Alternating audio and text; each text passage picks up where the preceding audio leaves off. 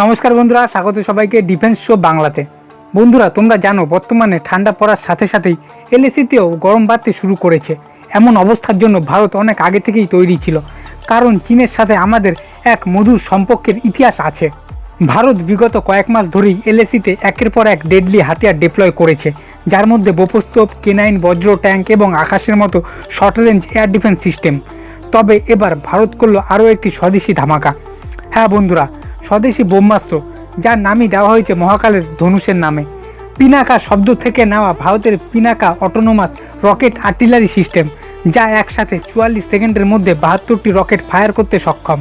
বন্ধুরা, ভারতের এই ডেডলি ঘাতক পিনাকাকে আসামের চায়না বর্ডার সংলগ্ন লাইন অফ অ্যাকচুয়াল কন্ট্রোলের পাশেই চায়নার যে কোনো থ্রেটকে কাউন্টার করতে ডিসপ্লে প্রদর্শন করা হয়েছে।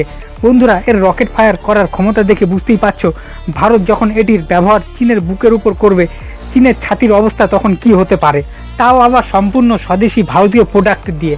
বর্তমানে চীন তাদের বিদেশ নীতিতে ব্যাপক বদল আনতে শুরু করেছে, বিশেষ করে তার প্রতিবেশী দেশগুলির সাথে, যেমনটা তাইওয়ান এবং ভারতকে নিয়ে।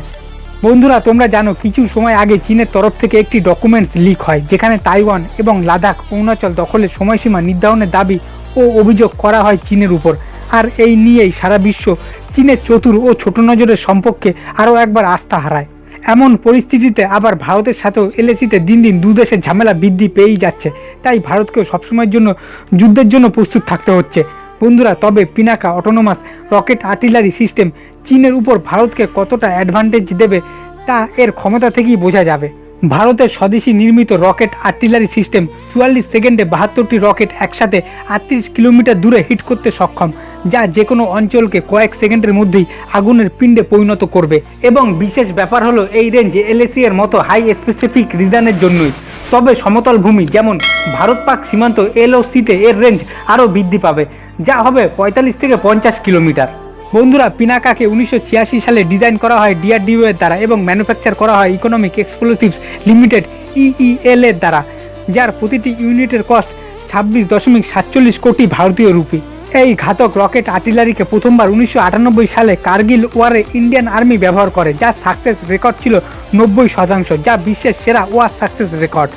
পিনাকা মাল্টি রকেট লঞ্চারের এখনও পর্যন্ত মার্ক 1 এ range 45 kilometre, mark 2 range 60 kilometre এবং মার্ক 3 রেঞ্জ 120 কিলোমিটারের ভ্যারিয়েন্টস বানানো হয়েছে। ভারতের পিনাকার ম্যাক্সিমাম ফায়ারিং রেঞ্জ 90 কিলোমিটার, যার ম্যাক্সিমাম স্পিড রকেট ফায়ারিংয়ে ম্যাক 4.7, যার 22 টন পেলোড ক্যাপাসিটির সাথে 40 কিলোমিটারের মধ্যে বিস্ফোট করে শত্রুদের যে কোনো হাতিয়ার, বাংকার এবং ব্যাটালিয়নকে ধুলোয় মিশিয়ে দেবে। বন্ধুরা, এ থেকে বোঝাই যাচ্ছে ভারতের এই রকেট আর্টিলারির নাম কেন ভগবান শিবের ধনুষের নামে রাখা হয়েছে। এখন শুধু অপেক্ষার কবে ভারতীয় সেনা এটিকে পার্মানেন্টলি এলএসিতে ডিপ্লয় করছে। বন্ধুরা, এই ভিডিওটি এখানেই শেষ করলাম। ভালো লাগলে লাইক এবং পরবর্তী ভিডিও নোটিফিকেশন পেতে চ্যানেলটি সাবস্ক্রাইব করে নাও। ধন্যবাদ সবাইকে ভিডিওটি দেখার জন্য। পরবর্তী ভিডিওতে আবারও দেখা হবে। জয় হিন্দ।